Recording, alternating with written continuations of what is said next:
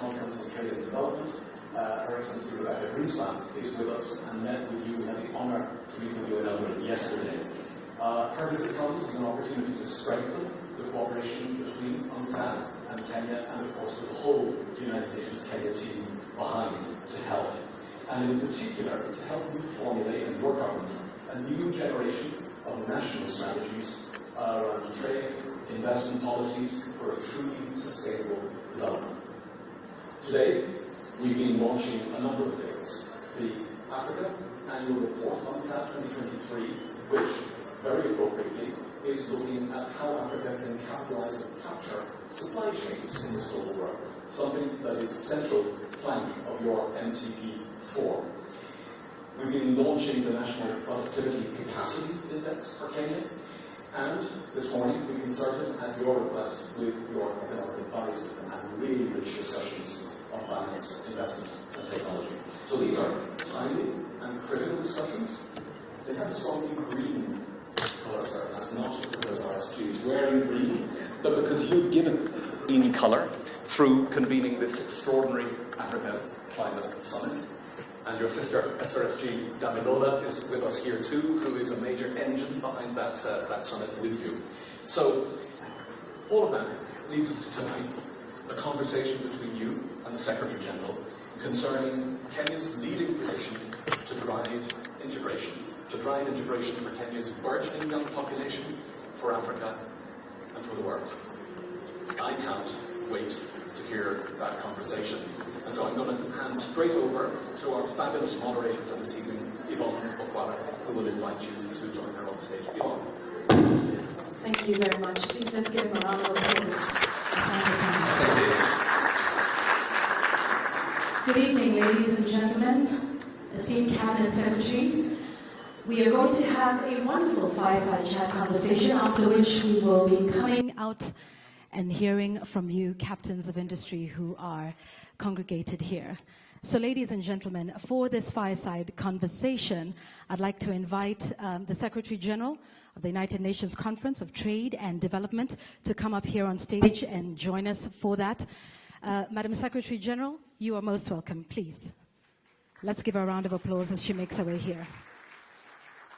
And ladies and gentlemen, also joining us here on the panel tonight is the President of the Republic of Kenya, His Excellency Dr. William Samoei Ruto. Karibu sana, Bwana President. Welcome.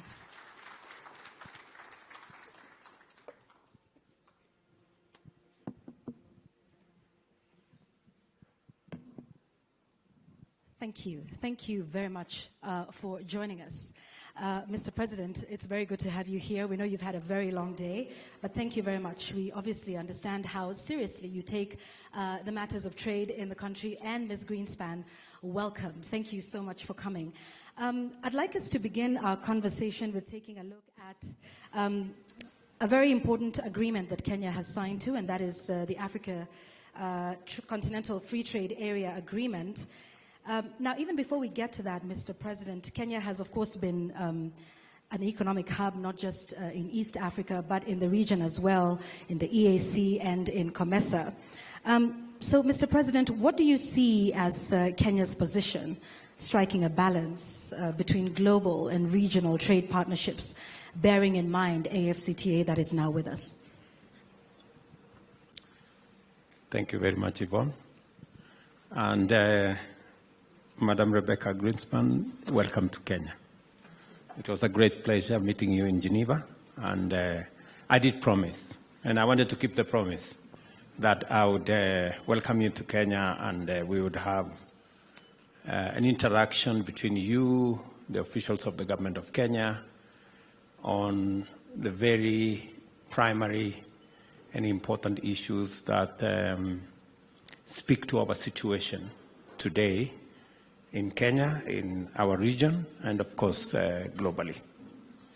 The balance between the 1.4 billion people market in Africa and the rest of the globe. Let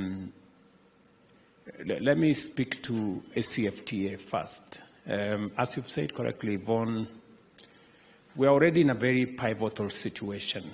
And this was said by my good brother, the representative of the UN here, that we have the advantage of location, being a country in the East Coast with a port in Mombasa.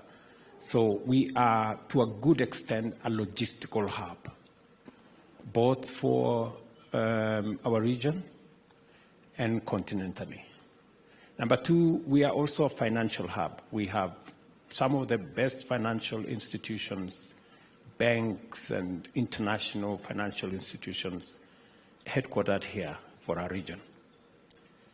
And it is the reason why we already have a very thriving trade and business environment between us and our partners, both in EAC, in COMESA as well, where we are members. EAC is among the most progressive interaction economic blocks in Africa.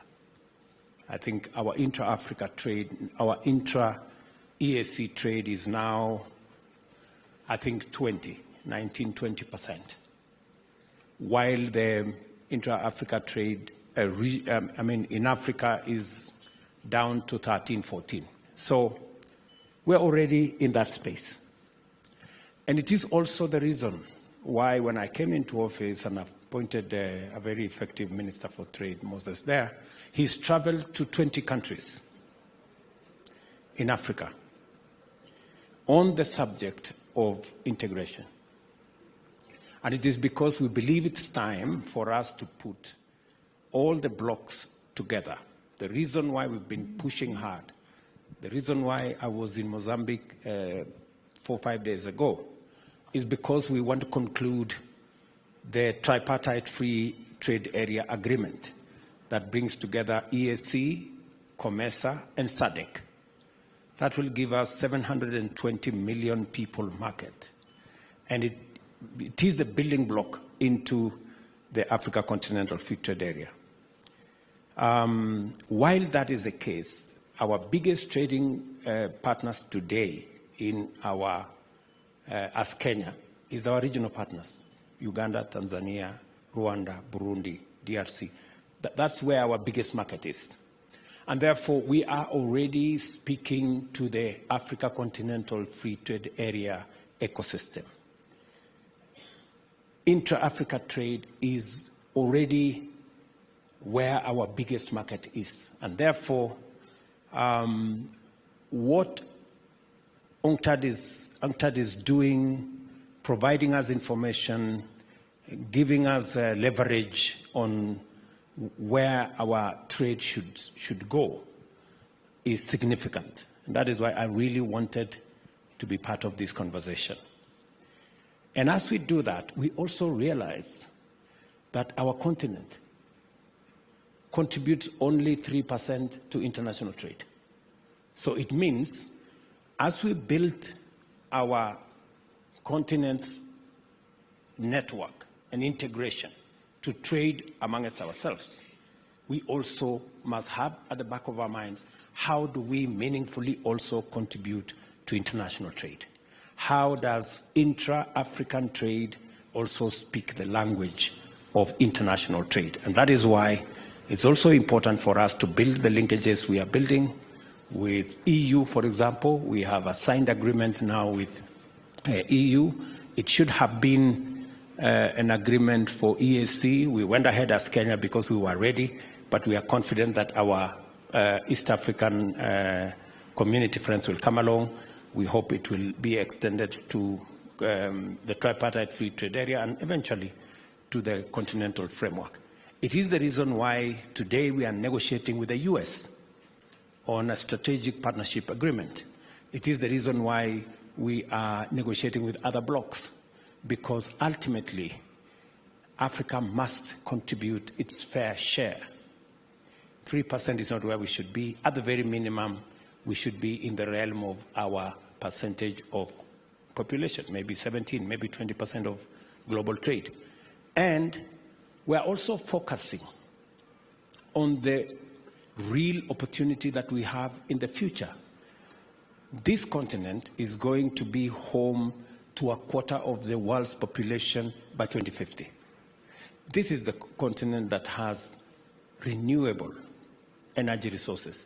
This is the continent that has 2/3 of the world's arable uncultivated land.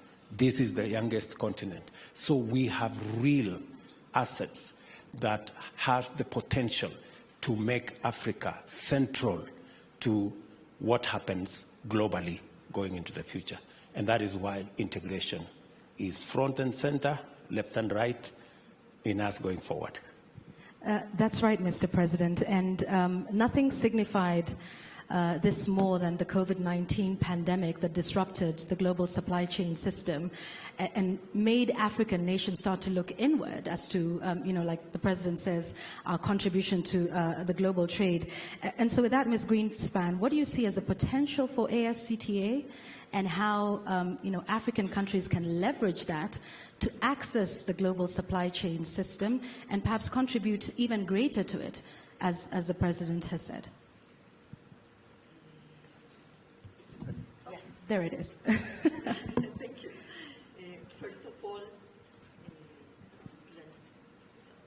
First of all, let me really thank the President first for being here with us. And I know that you have had very intensive days.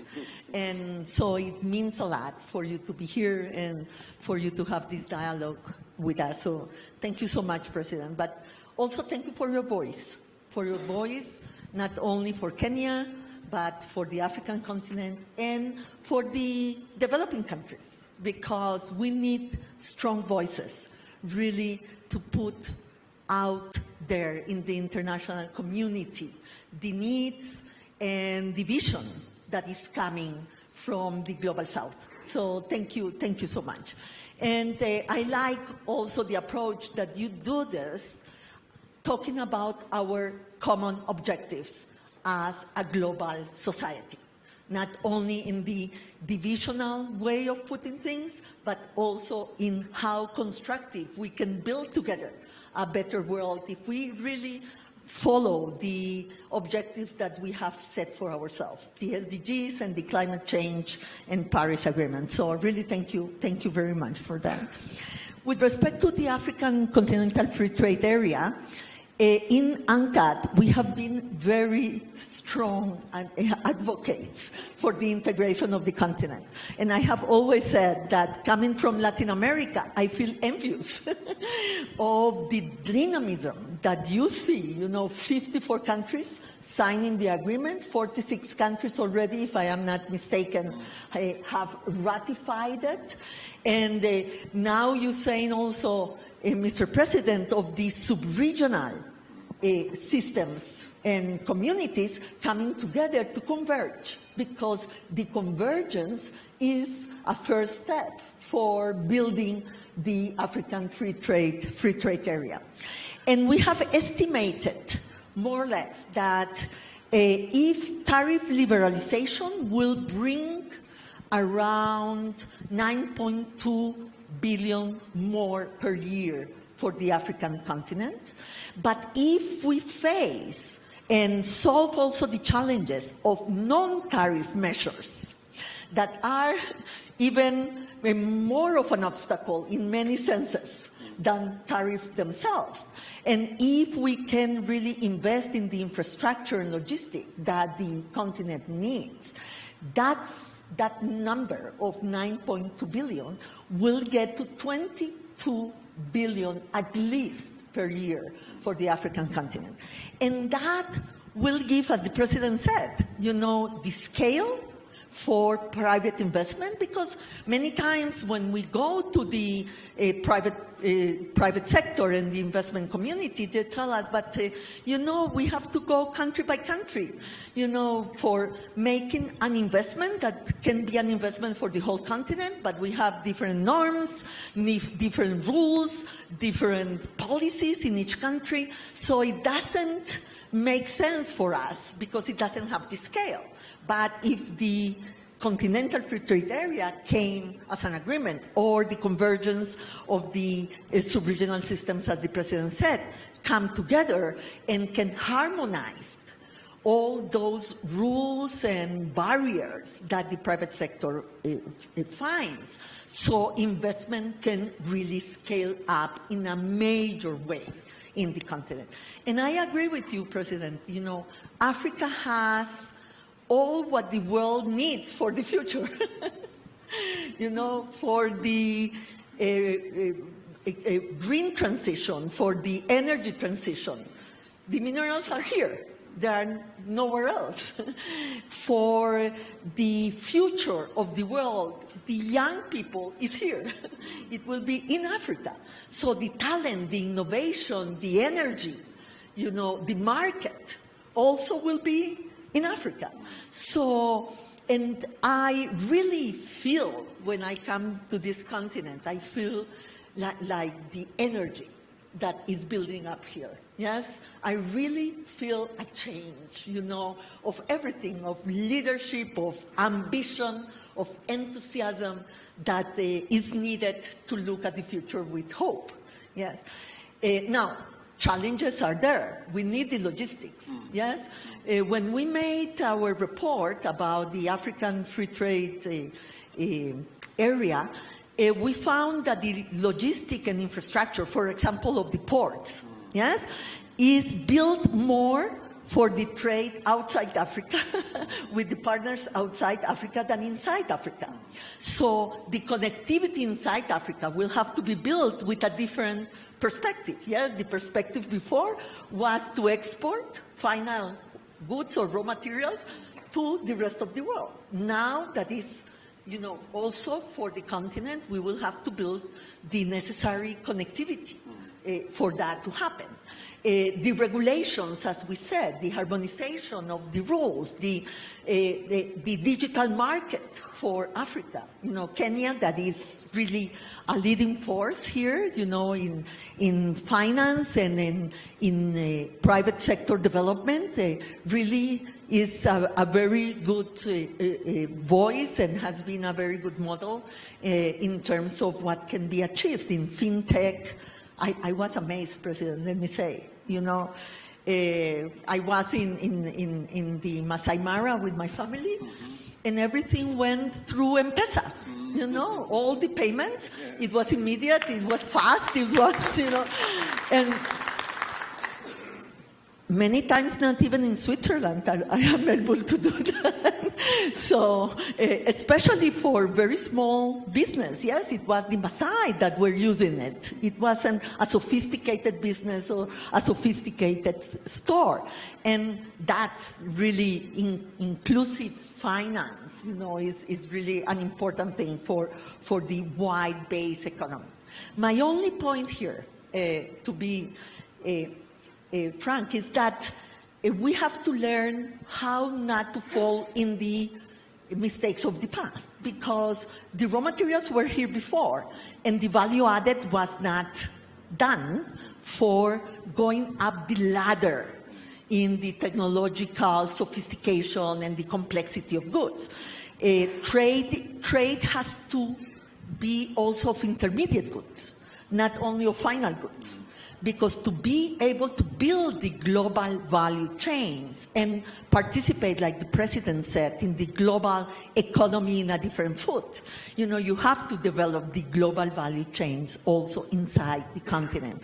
Add value, invest in the human capital that you need because you already have a good base for that, technology access, and, President, financing. For the small and medium enterprises, but also for the countries that need the investment to be able to do the transition and you know, to invest in the sectors that are possible for that vision to be true.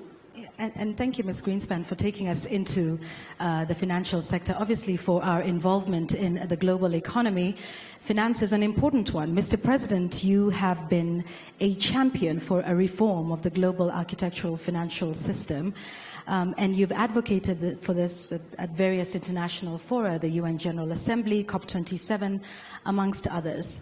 So speak to us about this agenda, why it is important to you, and how you think it will benefit Kenya and Africa. Of course, everybody likes money. But this goes beyond money. Let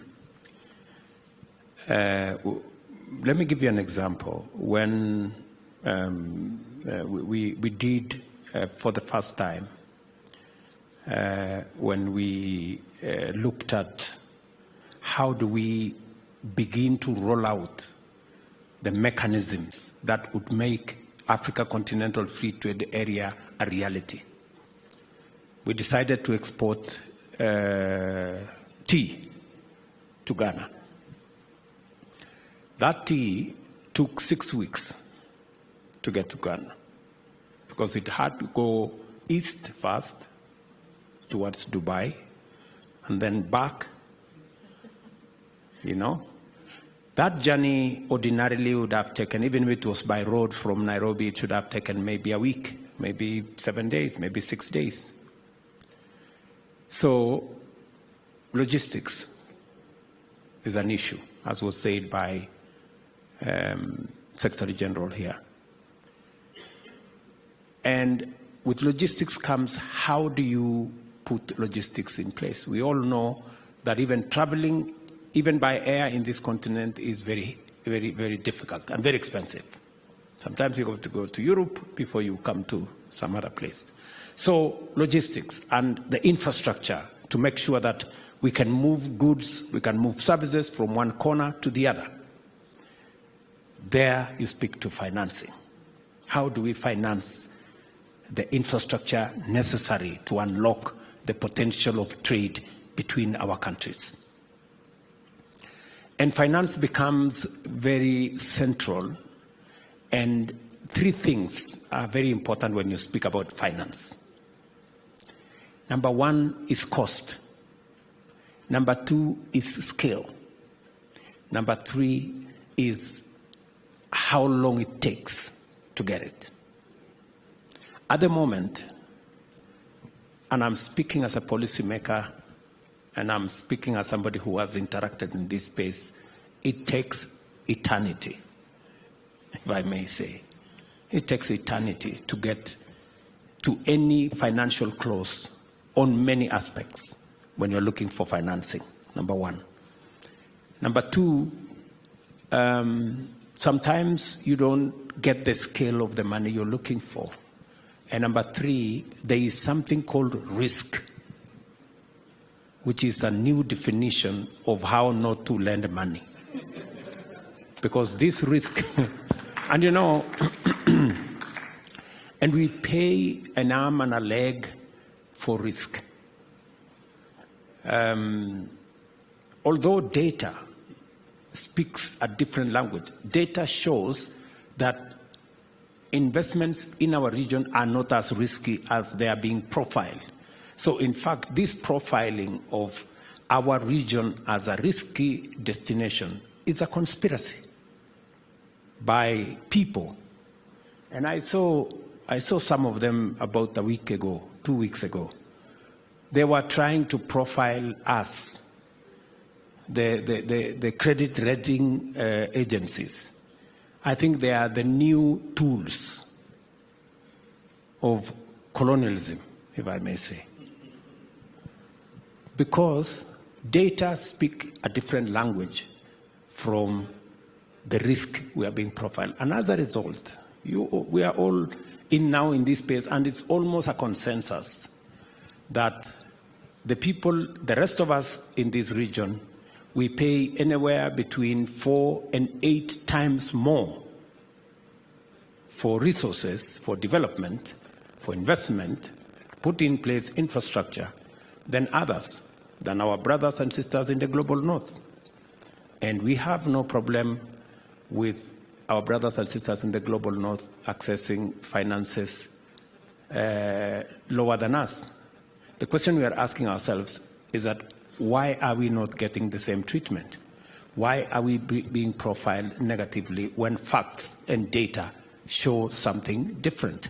So this is the conversation we want to have. And it is a foregone conclusion today that the system we have is not working.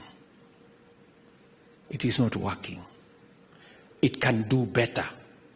And that's why we are saying there is need for reform of the international financial system to do three things. Reform to speak to time. How long does it take? It takes minimum 18, 24 months. You know, some of the interventions don't have that kind of gestation period. It doesn't have that time, number one. Number two, scale. I'm speaking, for example, and I'm asking myself, if we were to ask for $3 billion to build the standard gauge railway, which China was gracious to give to us, and it took a fairly short time, below 12 months. We wouldn't have built the SGR if we were looking for finances in the current financial system. We wouldn't get that scale. And number three, we wouldn't get the kind of interest that we are looking for. So our position is that there is something the current international financial institutions can learn from China, for example, scale and speed. Maybe there is something China can also learn from our current international institution. But we are saying there needs to be a conversation. We need a conversation that makes all of us winners. And what we are saying is, in the reform of these institutions, we're not being reckless.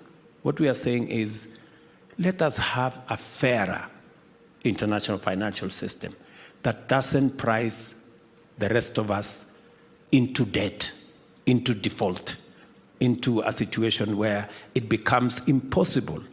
I mean, let me just ask us seated here. If one person is paying 8 times more than the other, isn't that person paying 8 times set up to fail from the beginning? In fact, it would be a miracle if you don't default. In fact, I think some people are asking themselves, why have these people not defaulted? And it is the same reason, for example, why those Moody's people, yeah, the credit rating agencies, were really pushing that, you know, Kenya is in very serious situation. Until we told them, if you continue profiling us negatively, we will pay off this debt and see what you're going to do. Because they were making it look like we are unable to pay. We're telling them, we want to pay. In fact, we want to pay before it's due. And they wanted to tell us, if you pay before it's due, it amounts to a default. What kind of nonsense is that? I mean, if you pay your debt early, how does it become a default? It's madness, isn't it? But, you know, we're not conforming to what their expectations. So they're wondering, you are paying 8% more. Why are you not defaulting? Why do you want to pay early? You know, this is the unfortunate conversation we want to have. And that's why, just to conclude, we're saying we want a fairer system that doesn't mistreat other people. We want a fairer system that we pay whatever others are paying. And good people, asking for a fairer system, saying that we want to pay the same interest others are paying, is not asking for too much. It is not breaking the system. It is not unreasonable. I mean, by all accounts, it cannot be unreasonable. We're all saying, let's pay what others are paying. And let's get the scale that can help us achieve what we want. And let us accelerate so that we can all move at the same pace. So that is the push. It is the position of many leaders in the global south. This is not a conversation of north versus south. No, it is a conversation of fairness. And we are not saying the global north should pay more than us. No. We are saying, let's pay the same. Tell me how that is not a good thing. And that's right. And Ms. Greenspan, you also alluded to this earlier this morning during the launch of the Economic Development Africa report for this year. Perhaps you could speak a little more to that here as well. And even as you do that, then you could also speak about some other constraints you think are holding Africa behind and what needs to be done about them. Yes, thank you very much. I have very little to add after what the President said. As you know, the Secretary General has been an important voice in that direction, also hearing, the voices like President Ruto. And there has been a policy brief that has been issued by the Secretary General with the very concrete proposals for the reform of the international financial system. Having said that, I think, like you said, President, that in a way, when the system was established after the Second World War, the system was established to prevent the contagion of one country getting into trouble and making a contagious, a wave on the others. And in a way, the system is built country by country. Yes? It has not many instruments for systemic shocks. And what has happened during these last years is that what we have witnessed and suffered is systemic shocks. Climate change is a systemic shock and is really hitting hard the most vulnerable countries. And here I've heard you saying, President, how much livestock Kenya have lost because of the drought that has really gone in the Horn of Africa. And climate change is a systemic shock for development. And in a way, we are trying right now to calculate how much of the debt of many countries come because of the impact of climate change. Absolutely. That is not because you took a bad decision, it's just that you were hit by the climate change problem. The second shock was COVID-19. Yes, it is not of the doing of anybody in particular. It's not because of bad behavior of one country. It was a global shock. And in fact, I really think that the developing countries used every fiscal space they had to try to answer to the needs that arise because of COVID-19 in the population. And then when we thought that we were going to go into a recovery year, conflict and war hit the world again. And in a way, it was also a systemic shock. Prices of energy and food really went up, and in a dramatic way. And at the same time, because it triggered the inflation problem in the most developed world, so interest rates started to go up and hitting again the finances of the developing countries because devaluation hit you twice, yes? Prices of food were going up, prices of energy were going up, and because of the devaluation of the currency and the strength of the dollar, then domestic prices continue to go up.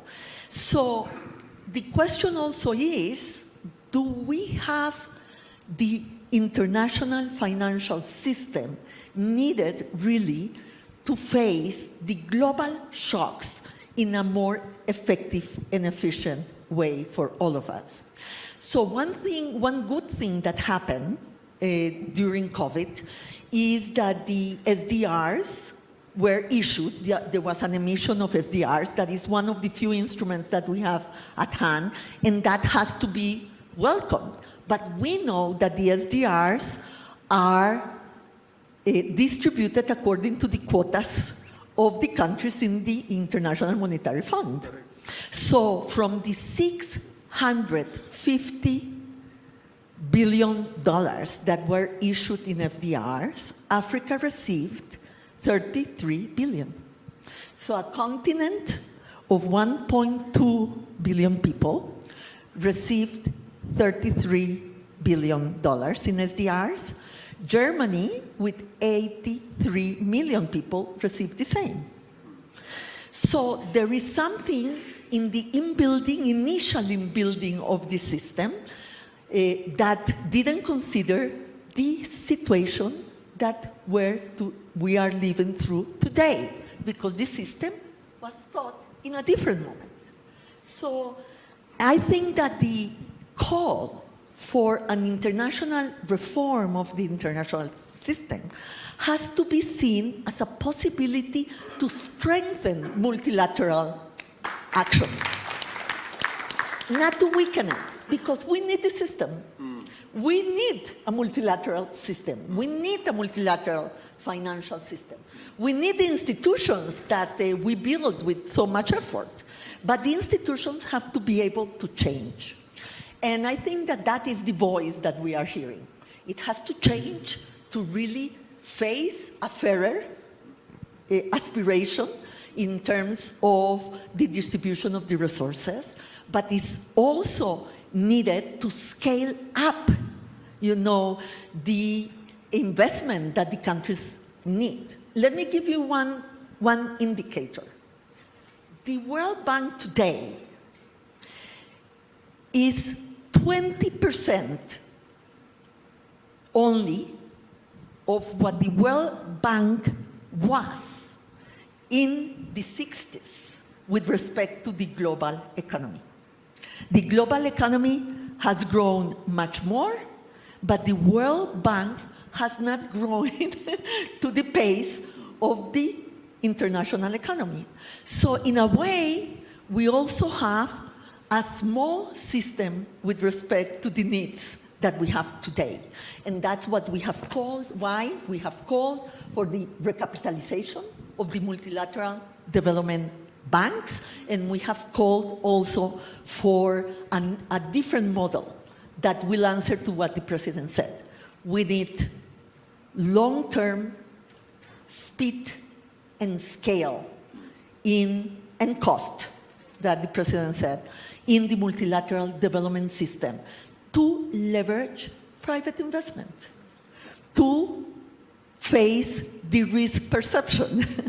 We need much more, and unfortunately, we have a system that is constrained today by some of the norms that we decided to have in 1945. That's right, and yes, I know that's... And, Ms. Greenspan, you've talked about the shocks that we have faced globally, and one of those is climate change. Mr. President, leading the country through the worst drought in 40 years, not just in Kenya, but in the Horn of Africa in general. And on the climate change agenda, you've been clearly advocating for particular matters like loss and damage. So talk to us about reconciling Africa's development needs and the climate action agenda, even as, the continent continues with its quest towards industrialization, there is, the negative effects of climate change. So talk to us about how you reconcile both needs, the climate change agenda and development of the continent and Kenya. I think there has been a debate as to whether you can talk about a green growth, development, climate change in the same sentence. I mean, there's been a belief somehow that green energy is not sufficient, doesn't have the scale, doesn't have the cost that can drive industrialization or real development. I think the narrative is changing. In fact, the reality is that it is no longer possible to talk about development without talking about climate change. because climate change is having a huge impact on any meaningful development. In fact, many countries, as was said very ably by Secretary General here, many countries are funding with their huge budgets the effects of climate change. And you have two situations. She said it so well. Two situations. Situation number one, you have a situation where because of this profile of risk, you're paying much more than others. You have another situation of effects of climate change, which you never benefited from. You know, you didn't get the industrialization that came with the exploitation of fossil fuels. So you're stuck with a situation where you are paying huge interest rates in an underdeveloped system, and you torn in between, you don't know where to stand. So what we should be, my focus, and that is why we are having the Africa Climate Summit, where we want to consolidate our thoughts, our ideas, and what we think the solution to where we are, the challenge that we are of development versus climate change, what we think as a continent should be the way forward on the 4th and 6th of next month. And I welcome all of you to come to the summit so that you can bring these very good ideas and we can consolidate them together.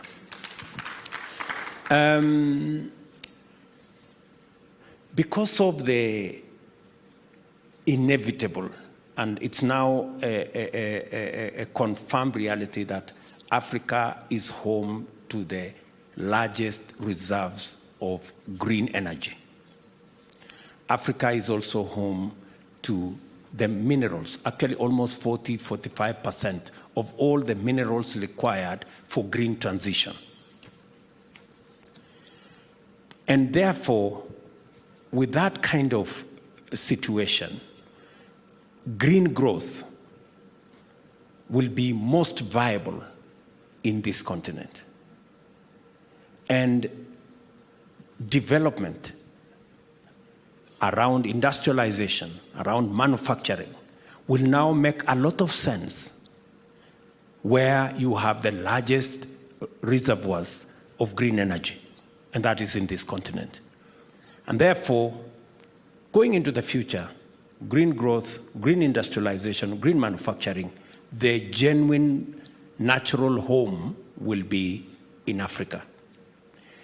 And that is why we are pitching that if the reality is, and I think we all now agree that it is not an option anymore unless we do not want to have a home for all of us. If we continue the fossil fuel trajectory, we will burn this home, this earth, and it will burn for everybody. It will not burn for the global south and leave the global north, or burn for the global north and leave the global south. We are on these together, you know, so we better act together. And that is why we've taken the position that we do not want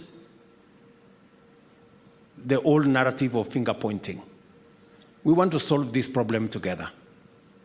The global south and the global north together. How are we going to do it together?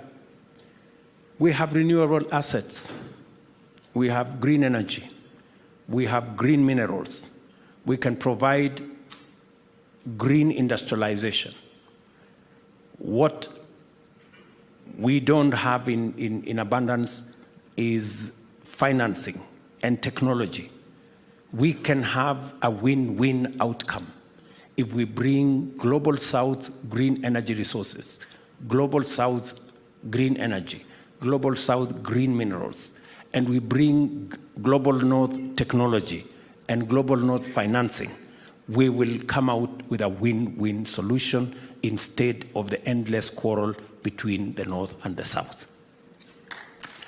That is the proposal we intend to bring. And we do not want to come to the table with a blame game situation. We want to come to the table with solutions. And we will be proposing how how Africa can leverage on its assets. Number 1, of green energy. Number 2, of green minerals.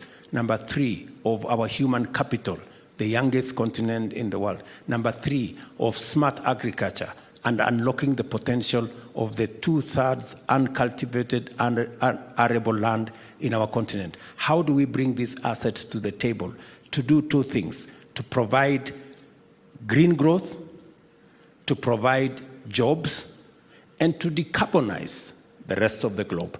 We can make a very significant contribution as a continent using the assets that we have in solving the global problem of climate change that is coming as a result of the exploitation of fossil fuels. So I think we really have a win-win possibility. And we can do this together. So this is what I imagine that to be. And we will be having that conversation. We are willing to listen to others. We're willing to bring our ideas on the table.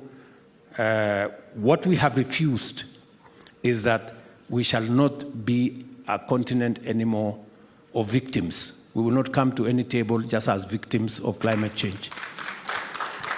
We're coming to the table with ideas and possibilities of solutions on what we can contribute, because Africa can make a contribution to the global solution, the global challenge, and provide solutions to the global problem that we have. And we want to be seen in that new approach to the issues around the global challenges we have. And I did say, for example, we need to look at alternative sources of funding. We appreciate that there are limitations, as was said by my sister Greenspan here. There are limitations of the current financial institution. There are limitations with the World Bank. There are limitations with the IMF. There are limitations with multilateral banks. And we are not accusing them of anything. There are limitations, genuine. Maybe they are 20%, as has been said, of what they were. Maybe the magnitude of the financial challenge that we have as a globe goes beyond these institutions. How do we develop other capacities? How do we raise more resources? And that is why the conversation about carbon tax is no longer a sterile. It's no longer a sterile proposition. It is a real proposition. How do we raise resources that can be used in a different paradigm without the current limitations, where we invest these resources in the biggest return on matters to do with green growth? How do we decarbonize the globe together? If the best opportunities are in Africa, let us invest in Africa. If the best opportunities are elsewhere to decarbonize our development, let us invest in that elsewhere. We are ready to have that conversation. And I said that we do not want to be left out of the equation. We want countries in 1945. We didn't exist in 1945. Today we exist. And we don't want to be pushed into the corner. We want to be seated here and making a contribution. If it is carbon tax, if it is on aviation, we want to pay our portion. If it is on marine movement, we want to pay our portion. We want to pay our portion. We don't want to be joyriders. We don't want to be bystanders. We don't want to be in some corner, because the old adage says, if you are not on the table, you could possibly be in the menu. I think we may possibly have been in the menu for long. Now, we don't want to be there anymore. We want to be where the conversation is having on the next global financial system. And we want to make our contribution in terms of, and we want to make our contribution if there is any contribution to be made in terms of paying our portion of taxes that are required. And like you rightfully said, Mr. President, investment in that space is key. Ms. Greenspan, what's your assessment of recent investments in green growth, and how can we accelerate those?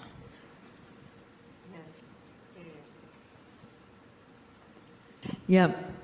Let me say, you remember that movie that was the good, the bad, and the ugly? We have all of that at the same time. Yeah. The good news is that investment in renewable energy is picking up. Yes, and has been growing for several years, and that is good news. The bad news is that only 2% of the total investment in renewables in the world is coming to Africa. Damilola, you are in these numbers every day, yes? So you correct me if I say something wrong. But only 2% of the total renewable energy investments in the world are coming to Africa. So it's true that there is an appetite in the private sector for renewable energy. The problem is that the investments are happening only in certain countries, and many countries are being left behind of that investment. So the question is, how do we make two things at the same time? How, like the President said, do we scale up investment, especially in the energy transition that is key for the climate change goals, especially in the developing countries, because we won't get to the targets set in Paris unless that happens in the developing world. And second is how we not only scale up that investment, but we make it happen at a sustainable cost and path for the countries. What we have done in our investment report is to show that the most effective and cost-effective way to do that is with the combination of private investment with multilateral banks and government policy intervention. If you have the three, you can get better projects and better financing cost for the projects to make it happen. So we go again to the conversation of before.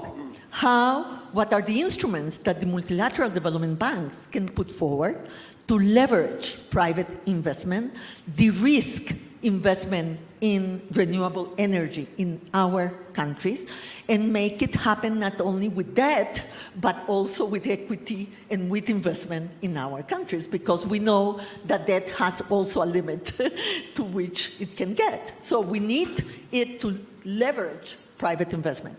We cannot get the scale only with multilateral development banks' money. We need the private sector to be part of the equation.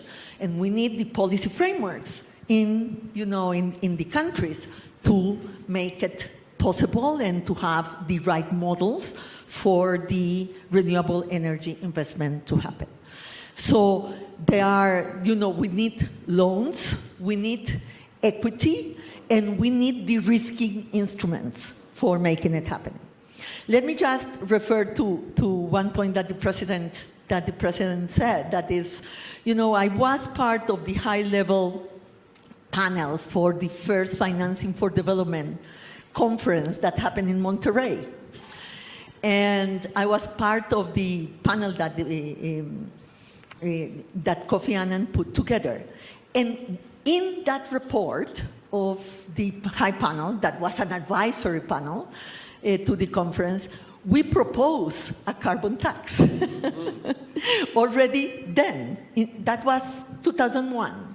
Because we know that obviously if you have the pricing of carbon right, and you have a tax on carbon, so you have a universal instrument, as you are saying, President. And you could finance the transition also with, and it has all the economic sense, yes? Because you will be paying for the externalities and the bad externalities that you are producing. It has not been possible to do this for 20 or more years that this has been in the discussion, and I think that it's time that we sit seriously. And the IMF has been, voicing the carbon tax more forcefully in the last days, but it's true that an international source of financing is a necessary, probably, instrument to be able to face the challenges that we have going forward. You're right. She's so go, right. Go on, yes, Mr. President. Yes. She's so right that it cannot happen otherwise. We just have to agree that we cannot depend on the benevolence of a few countries. This is a global challenge. It requires a global solution. Not depend on the US or Canada or France or Germany. We have to have global infrastructure that will give us global resources. Then we need to agree this time round, the way it is given out is not given out where others are paying 6 times more than others. It is now given out. We agree on the formula for giving out. We were not there when the other formula was being agreed. So this time round, we agree on this formula together. And let me say one more thing. You see, even speaking to this aspect of risk and aspect of, debt as a percentage of GDP, what is the balance sheet we are using for countries? Have we really captured the assets of every country? On one hand, we capture the assets that have been developed using fossil fuel resources. On the other hand, we give no account of renewable energy resources that we accept that they are huge resources, but they are nowhere in any country's balance sheet. We have huge assets of carbon sequestration. When are we going to make our renewable assets part of our assessment of our wealth and make it a percentage, the money we have borrowed, a percentage of GDP? When are we going to make our renewable assets part of our balance sheet? When are we going to make our carbon sequestration assets, natural assets, our mangroves, our forests, when are we going to make it part of our assets so that when you calculate the money we have borrowed as a percentage of GDP, you don't tell us we are at 65 when we are actually at 15. It means we can open up a lot of fiscal space if we were assessed appropriately with all our assets. It's another conversation we must have. I have talked to the Africa Development Bank on this subject, and they are the ones actually who are telling me, look, I think there is a conversation we should have. And we should do this without all these geopolitical pushes here and there. We do not think, and I insist, that we shouldn't be having this quarrel between the West, the South, China on the other end. We're all part of the same equation. And it's not also going to be fair for anybody to be asked to choose friends. That you cannot talk to the West and talk to China at the same time. That would be very unfair if anybody were to require of us that, or to try and choose friends for anybody. I think we just need to be fair. Let us look at a global problem. Let us have a global solution, including everybody. China must be in the equation. Our brothers and sisters from the global south, those of us from the continent, must be in the equation. Of course, our brothers from the global north must be in the equation. Let us have a conversation about how to solve this problem together. Because in any case, when it finally I don't want to use the not so good words. When we are in this together, and everybody is going to, I didn't want to say when the shit hits the pan, because I'm told it's unpresidential. So we will all be in it together. So it's better we leverage on all our assets. What China can bring into the equation, let's get China to bring into the equation. What the West can bring into the equation, let us bring it into the equation. What we as a continent can bring into the table, our assets, our renewable assets, our green minerals, whatever it is that we can mobilize, our agricultural farms and all our human capital, whatever we can bring to the table, let us bring to the table and solve this global problem together. Thank you, Mr. President. The final question I have for us here before we go out is, Mr. President, Ms. Greenspan, you know we've got members of the private sector here. And, you know, in the spirit, Mr. President, of everyone working together towards, you know, a single solution, private sector can certainly not be left behind in that aspect. I will begin with you, Ms. Greenspan, and then I will come to you, Mr. President, just on the issue of access to finance for the private sector and how this can be facilitated better. Yes, let me speak mainly about access of the small and medium-sized enterprises to finance, because they are the ones that have more difficulties, yes, to be financed, and especially when we are talking about the global value chains and being part of the global value chain, if we want an inclusive development. So we need to be able to give access to finance to the small and medium-sized enterprises to participate in the global value chains. And many times, let me say it carefully, the banking system is not really necessarily well equipped to work in the specific mechanisms that the small and medium-sized enterprises need. That's why many of the innovations in fintech and that can really help. One possibility, there are two ways in which you can, give them access and include the formal banking system also in this strategy.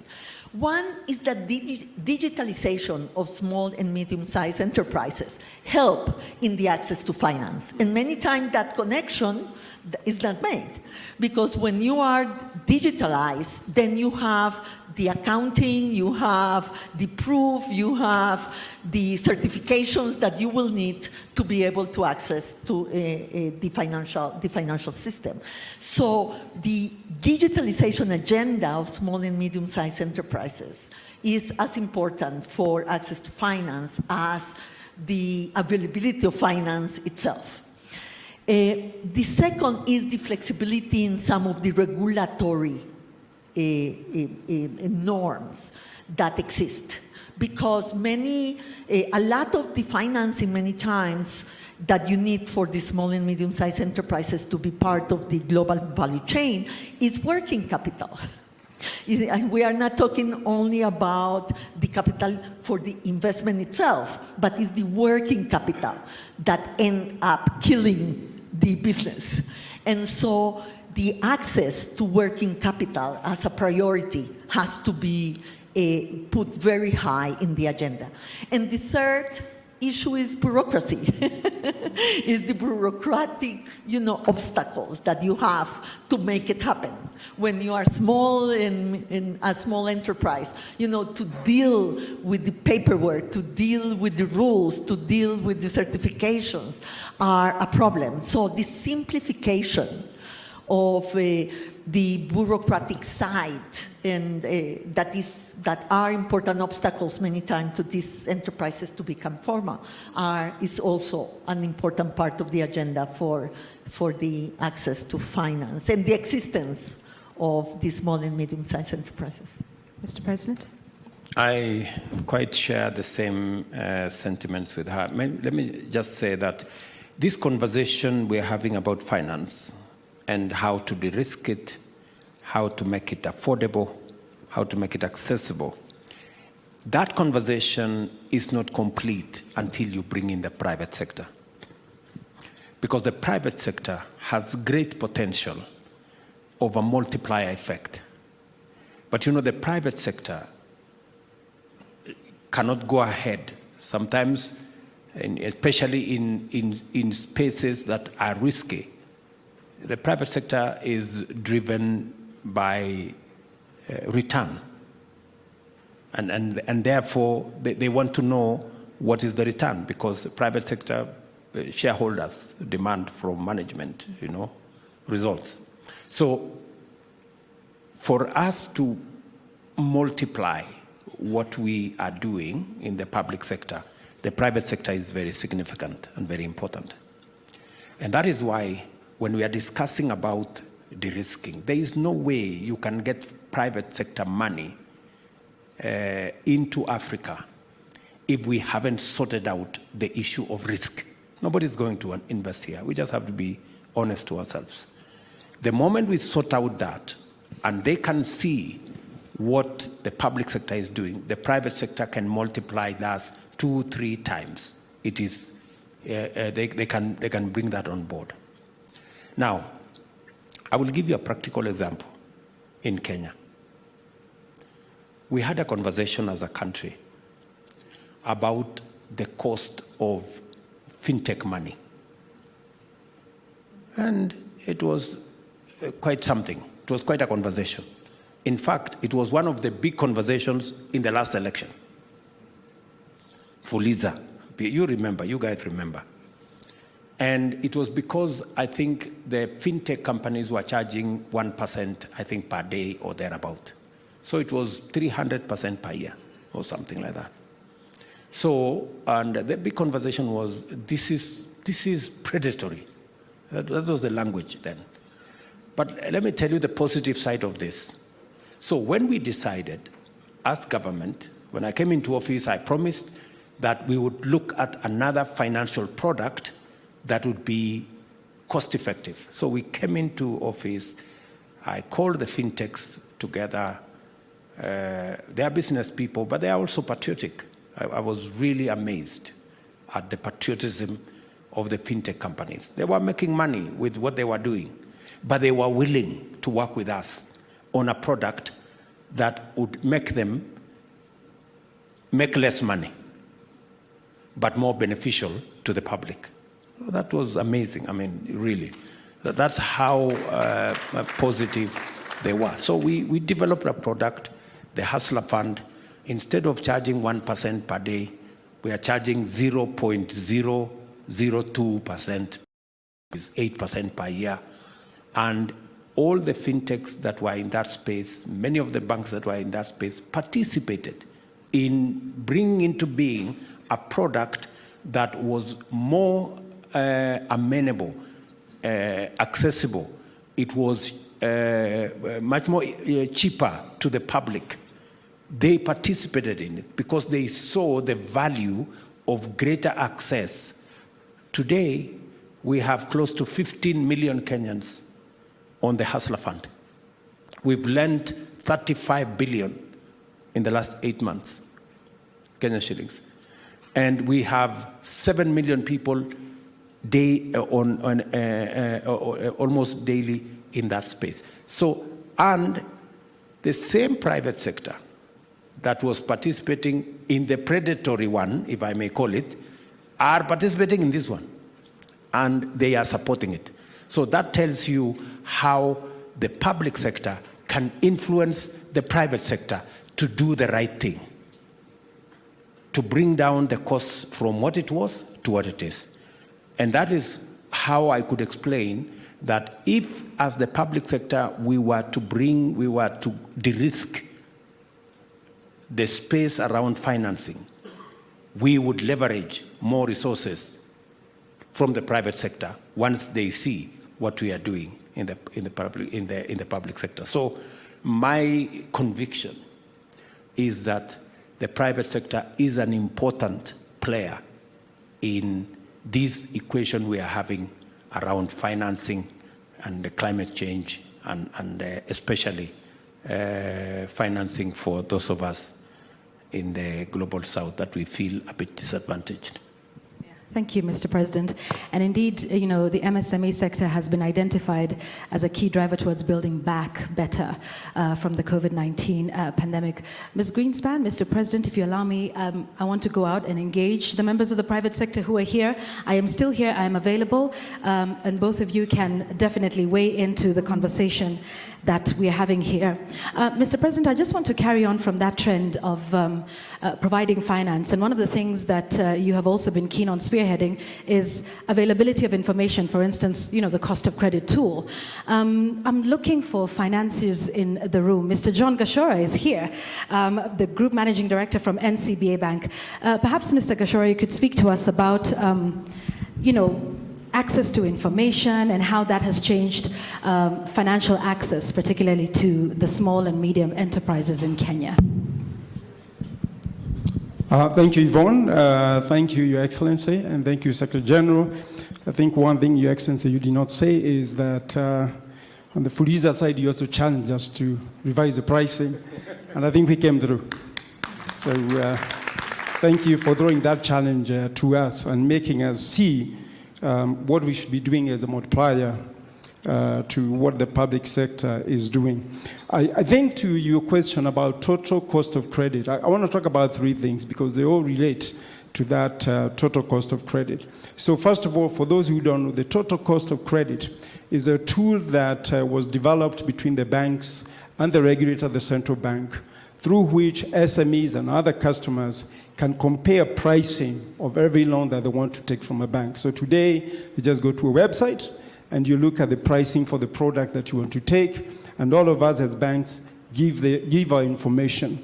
But that really works in conjunction with something else that was developed when our able CS for Treasury was governor, which was credit information sharing program. And that was put in place so that, again, every SME, every individual can get their credit performance information being made available to other financiers.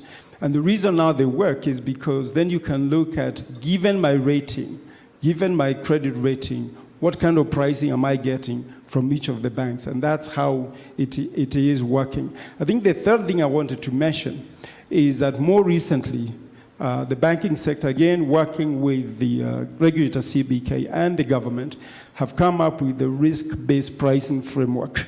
And the idea is, again, to be able to go from this is my risk rating, this is, given my risk rating, this is how my bank is pricing me, and given what my bank is pricing me, this is what the market, other banks would be pricing me. So it's really giving that a lot of, putting the decision in the hands of SMEs. And I think what we have seen is that because of that, actually, we've seen very good growth in SME credit. And I know, Yvonne, you're going to ask me about that. That's what I wanted to follow up with. Yes, in terms of the numbers, very quickly, the most recent Monetary Policy Committee numbers say that the private credit growth stands at 12%. That is still a very healthy number, considering where interest rates are. Now, when you look at that 12%, our own numbers tell us that if you deconstruct that 12% to look at SMEs alone, that number is between 18 to 20% for SMEs in terms of growth. So it's clearly working, it's growing. And the other thing I wanted to mention is something His Excellency mentioned, which is the Hustler Fund, and the work that the digital credit providers are providing. Because when we look at the numbers again, what it tells us is that whereas a lot of the borrowers may be individuals, about 50% of the money lent by the digital credit providers, whether that be Hustler Fund, whether that be Fuliza, Mshwari, and others, is that 50% of it is actually going to what we call micro SMEs. That mama mboga who needs to buy potatoes in the morning and sell by the evening. That's where it's going. So again, and that has seen, as I think the President talked about the numbers, a lot of growth. I mean, 35 billion lent since Hustler Fund came into place, and of course complemented with the other digital credit providers that we have in the market. Thank you. Thank you. Thank you for that, John. And a lot of what you're saying is actually enabled by tech and AI. It's driven by that. But, we also know of the vulnerabilities that exist in that space. Do we have Eva here? There you are. Eva Ngigi Sarari, for those of you who don't know, is the country manager for Kenya Visa. Eva, perhaps you could speak to us about how to find secured tech and AI-powered financial products that would sort of fund what John is talking about. So let me start by appreciating the role that fintechs play when it comes to driving innovation in the financial services sector. At the top of it, they've been very instrumental in driving financial inclusion. Yeah, I think for us who've been around in the financial services space, we saw mobile money, again, credit to our current CS, being the first fintech licensed in our market. And that has led to financial inclusion being at 83% in Kenya, which really stands out if you look at the global metrics. But that said, over and above, the experimentation with new technology, whether it's AI, blockchain, or cloud computing, or it's also the new business models that they experiment with, which has made credit very accessible because it's not just relying on traditional data to make credit decisions.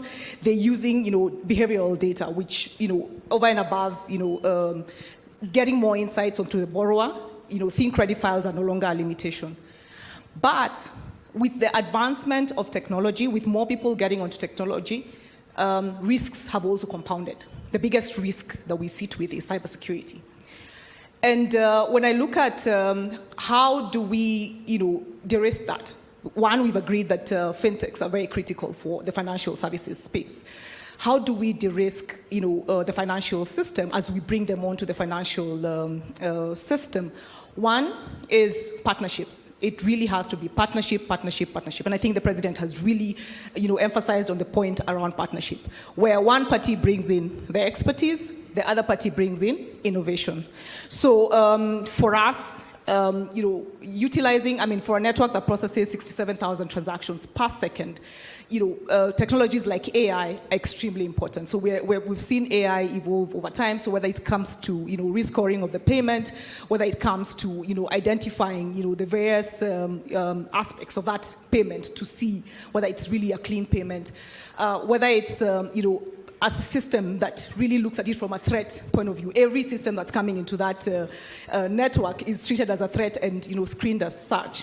The second one is making available these technologies, right? For us who are a fintech and have been here a lot longer and have had the chance to learn and invest, making it easier for the fintechs that are coming in to adopt similar frameworks, right? So whether we are, providing mentorship, investments, strategic partnerships, that's also a model that would be successful.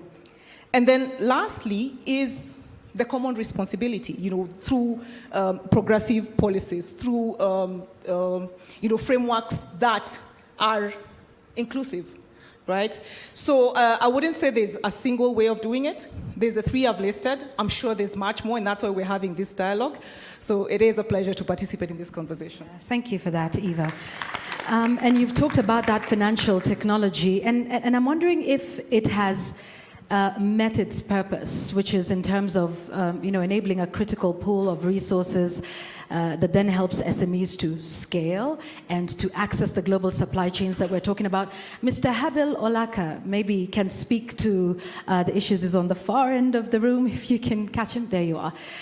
From the Kenya Bankers Association, I know Eva has been talking about partnerships, and being the Chief Executive Officer of the Kenya Bankers Association, do you think financial tech has enabled SMEs to scale and access the global supply chain system? Yeah, I think maybe I can start from the point that His Excellency the President mentioned about... Yeah, could you just move it up a little bit? It's working. Just move it up a little bit. Yeah.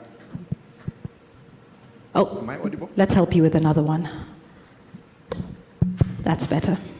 Yeah, maybe I can start from the point that His Excellency the President mentioned about, on the conversation about the Africa Continental Free Trade Area, and the mention of the fact that that's where our markets really lie. And I think for that to become a reality, I think there's got to be a transformation of the financial system. It has got to come up to scale. And I think one of the areas in which this can be done is by, for example, providing the short-term financing, facilitate the trade cross-border. Also the long-term financing for purposes of financing the tradable goods and services. But then also we need an effective cross-border payment system. Now, for the purposes of getting these products short-term, long-term financing, I think one of the biggest challenges has been the scale. And the local players, I think, are not having the necessary capacity to be able to come up to scale and support the cross-border trading that is so much the objective of the continental free trade area. Now, one of the ways, we have got the players like, for example, the Pan-African regional institutions, the regional bodies, and I'm talking about the Africa Development Bank, I'm talking about Afrexim Bank, who can actually partner or get into arrangements with the domestic institutions that are playing on the continental space to be able to structure financial products that can be able to meet that gap. Now, when you talk about, for instance, the developing the payment system across cross-border payment system, I think one of the critical things is the fact that we need this cross-border payment system to be efficient and effective. And for this to be achieved, a number of things will need to be put in place. For instance, the banking system will have to be aligned across. We have got to develop the necessary policies that will actually be able to support minimization of the transaction costs. And then something critical is the fact that we'll have to get some consensus on the settlement currencies to be used across the cross-border payment systems, because that's a critical element. Whenever there is transactions across different currencies, there is always the exchange loss that becomes a major issue. And of course, across payment systems, there'll usually be disputes. So we need to have a dispute resolution mechanism to be able to resolve all that. But I think I will not have responded to the question if I did not address the issue of the MSMEs. I think MSMEs, and Madam Secretary General referred to it, indicated some challenges that they do face. And I think I would like just to add one more to that, in the sense that I think most of them would need to come to the table in terms of facilitating or taking advantage of this Africa continental free trade area. And actually, they should be the ones who are being fronted as the major beneficiaries and being able to support the cross-border trade. Now, for them to be enabled, I think one of the things that we need to do is capacity building, and then provide the incentives. On the topic about capacity building, at least at the KBA, we have taken some little steps. We have got a program which we call Inuka Enterprise Development Program, whose main purpose and objective is to provide capacity to the SMEs to be able to access financial services from the formal institutions. Most of them are actually informal.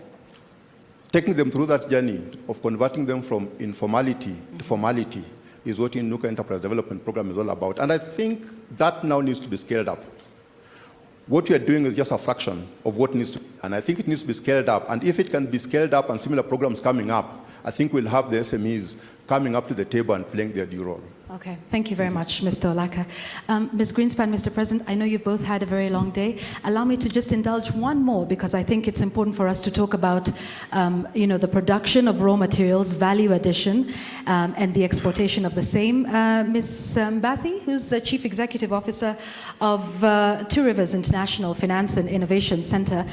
Ms. Mbathi, perhaps you could speak to us about the role of special economic zones in turning around the dynamic from exporting of raw materials, to, or rather importing finished products towards now exporting them out of Kenya and the continent. Thank you, Yvonne. Good evening, Your Excellency. Good evening, Madam Greensberg. So special economic zones can offer a very conducive environment for investors. And indeed, these are special ecosystems that are created through government support. And they allow for simplified custom procedures, tax exemptions, streamlined regulations, and improved infrastructure and access to utilities. We heard you, Mr. President, when you say, but what are the real opportunities? And what do we have here in Kenya and indeed across the continent? We have a skilled workforce. And indeed, we know when leaders are looking at special economic zones, they're looking at jobs, jobs, and jobs. What can we do? And indeed, we have the vibrant financial infrastructure. And Madam, you mentioned it in terms of actually interacting with M-Pesa, and indeed Mr. Kashora mentioned it in terms of the other banking products. So SEZs can facilitate the development of local industries and value chains by creating those linkages with domestic suppliers. And indeed, during COVID, we saw how important it is to create our own value chains. We can also provide training and skills and development for workers, and we see that through our different partners, and we appreciate it. But indeed, internally, we are also able as countries to foster innovation and technology transfer. We heard that from Visa as well. SEZs enhance our competitiveness as a country and as a region. It allows us to diversify our exports by enabling access to regional and global markets.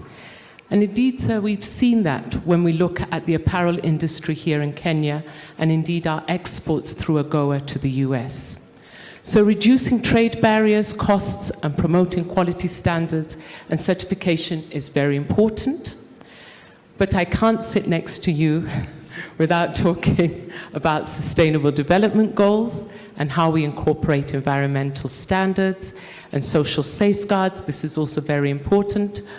And green technology. There we really have that opportunity, as mentioned by Your Excellency, renewable energy sources, very important, how we treat waste management, our labor rights, and indeed gender equality. Very happy today to be part of many ladies in the room. And basically these special economic zones, which is indeed a partnership, as you said, Your Excellency, government, private sector, multilateral, all of us coming together to expand markets, to attract investments, and indeed to foster those value chains. Thank you. Thank you. Thank you very much, Ms. Mbadi. And now, to close, you know, ladies and gentlemen, I thank you all for coming. We could speak about this for hours because there's much to talk about, and the opportunities exist, you know, in various sectors of the private sector in Kenya and in Africa. But I'm afraid we have to close it there for now. But I'd like to give final words. First, I'll begin with you, Madam Secretary General. Can I give the floor just to the President, because I don't have anything more Certainly. to add. I have learned so much from your intervention.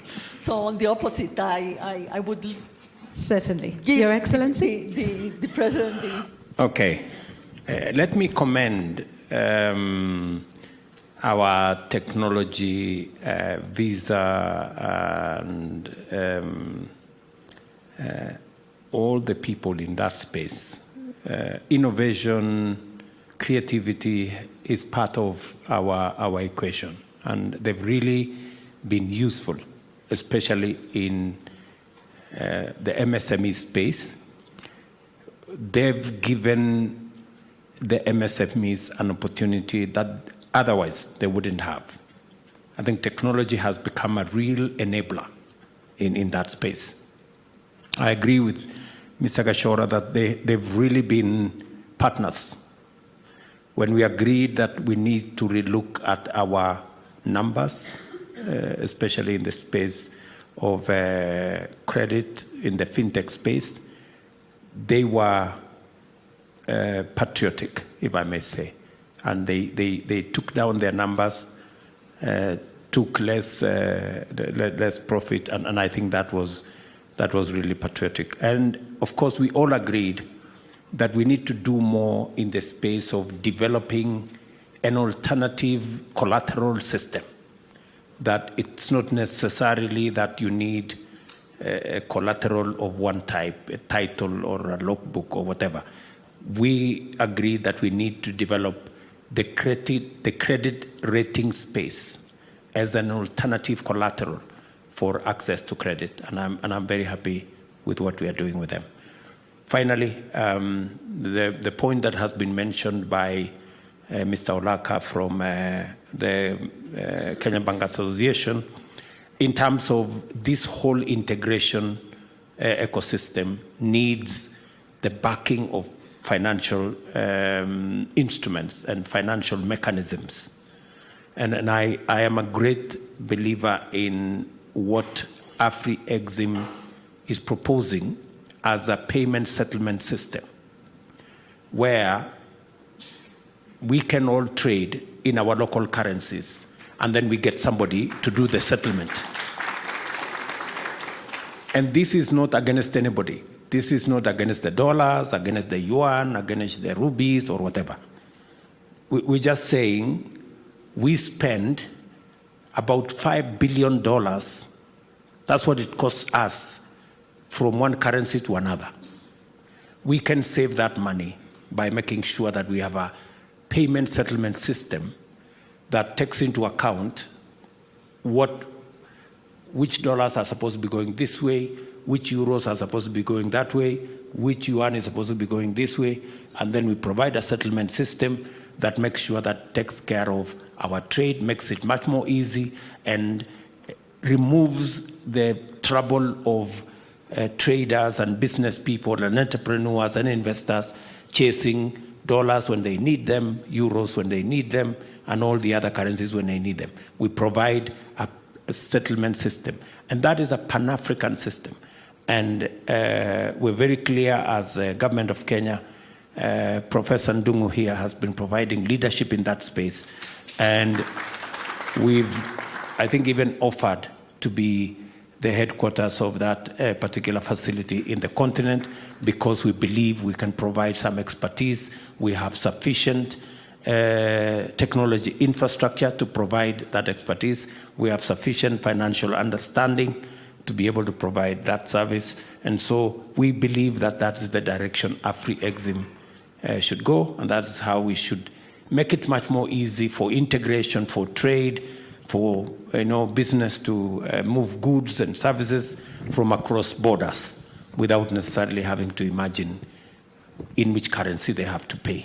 So I think that that's a very welcome development. Allow me to give Moses, you've been doing a lot of work in that space.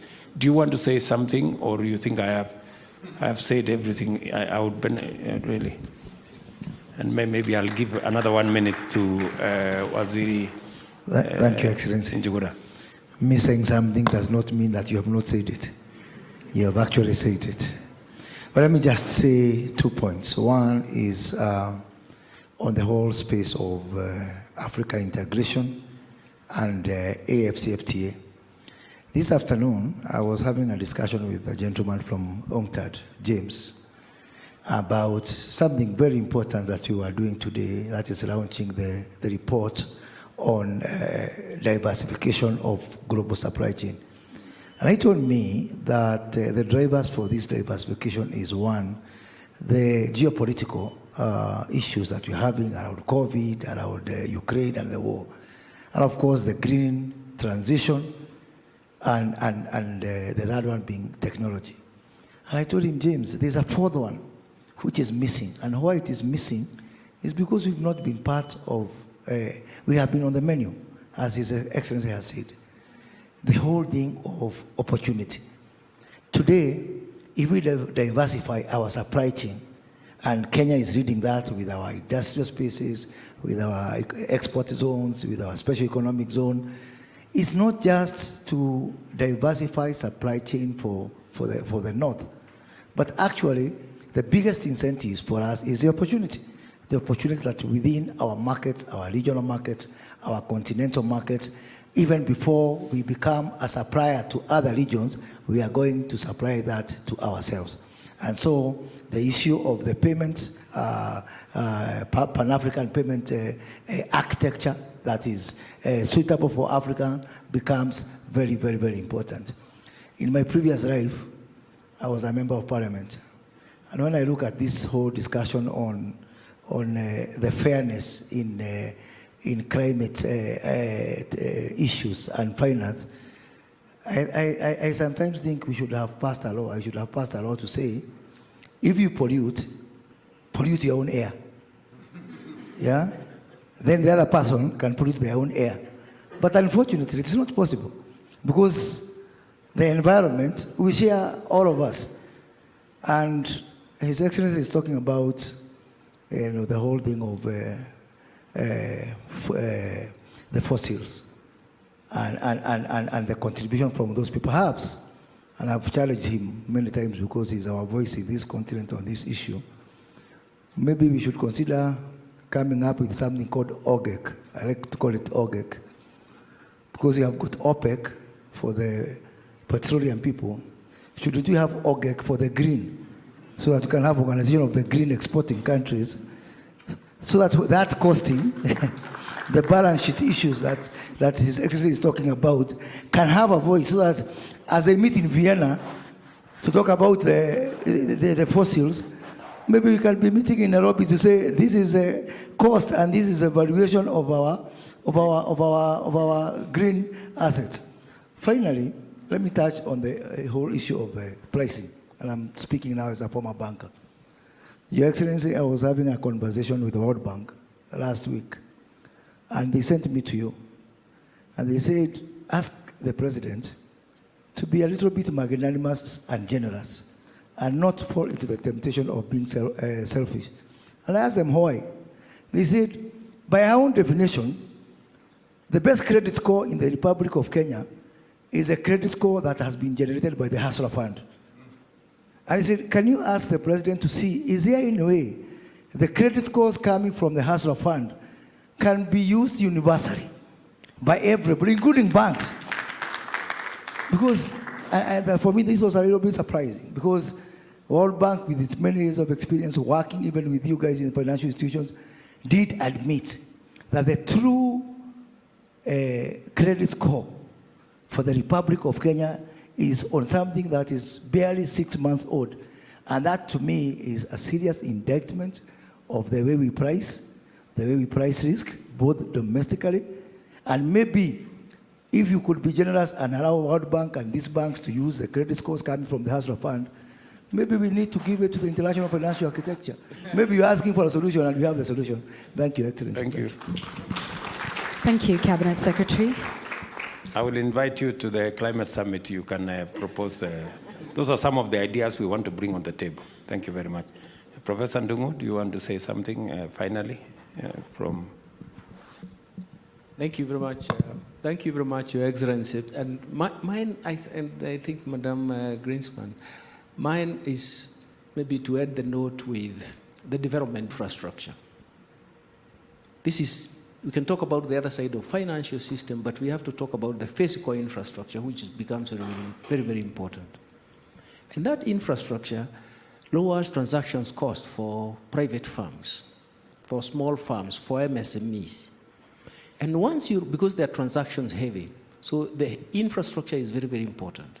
And because you have lowered their transactions cost, you actually enhance their profitability. And that is where the momentum of growth comes from.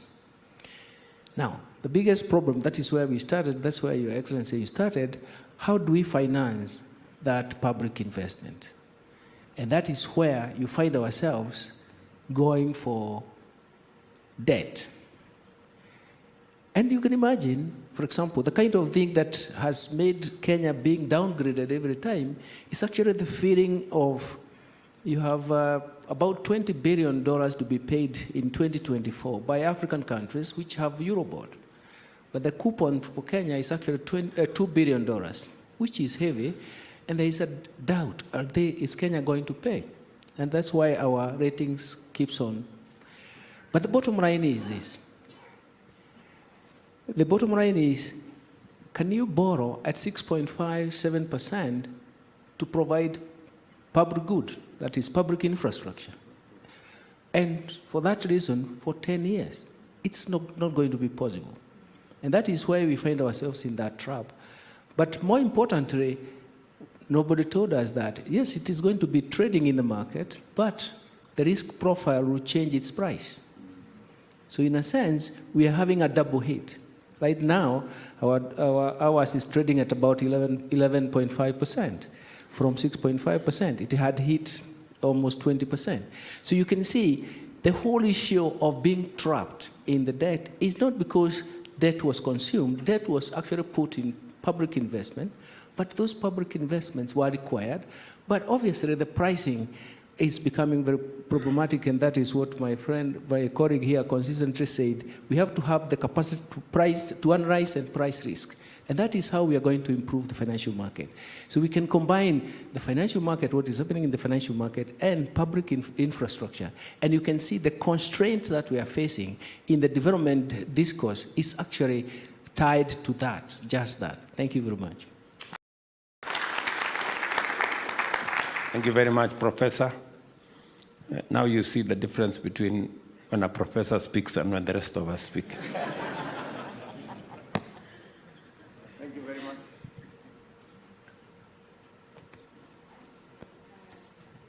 Thank you very much. Mr. President, thank you very much for your time. We really do appreciate you being part of this important conversation. Madam Greenspan as well. Your Excellency, Asante Sana, you may take your seats. Thank you.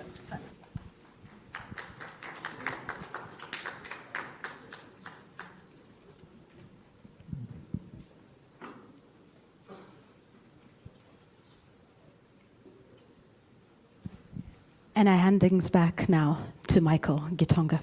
Thank you.